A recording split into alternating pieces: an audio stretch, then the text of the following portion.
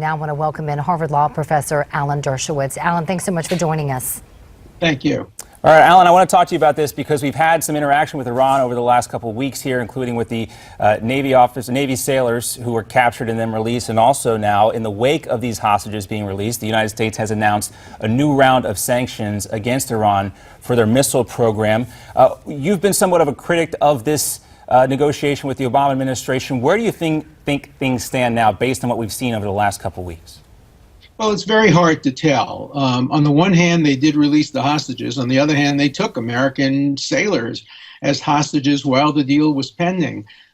One can argue that exchanging real prisoners, we had real prisoners, people who committed crimes, for hostages will only encourage them to take more hostages. Do you see it that way? I mean, a lot of people are saying that today.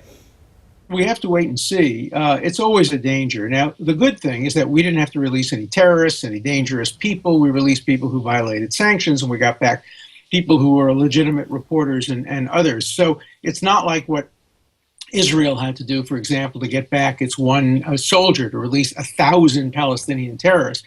So it's not a bad deal. One danger is that it will encourage Iran to arrest more journalists and more people who are innocent. Already we see people being kidnapped in Iraq. Iraq is now Iran for many, many purposes. These may be ISIS kidnaps. They may be Iranian-stimulated kidnaps. We just don't know. I think we can anticipate there will be more hostage taking. Iran realizes that they have some leverage when they have hostages, and we will capitulate and exchange our prisoners for them, or our sailors for them. So it's a treacherous road, but probably every democracy has done it over time. So the Obama administration doesn't deserve unique criticism for this. I wish right from the beginning every country in the world had refused to engage in this kind of pact with the devil, but they have engaged in it, and that's become kind of a routine process when people are taken as hostage.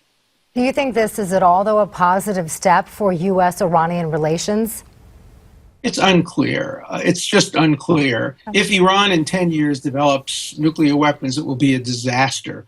If Iran is prevented forever, as Wendy Sherman really for the first time in the administration said that, if she's right that it will prevent them forever from developing nuclear weapons, it's a great deal. But President Obama said that if it helps them, it stops them for 10 years, it will be a good deal. So we still don't know what the deal is, whether there are side deals. We still don't know what we bought in exchange for giving them $100 million. And the question is, if Iranian-U.S. relations improve, at what cost with some of our other allies like Israel? Alan Dershowitz, thanks so much for being with us as always. Thanks for your insight. Thank you. It's a good question. Thanks.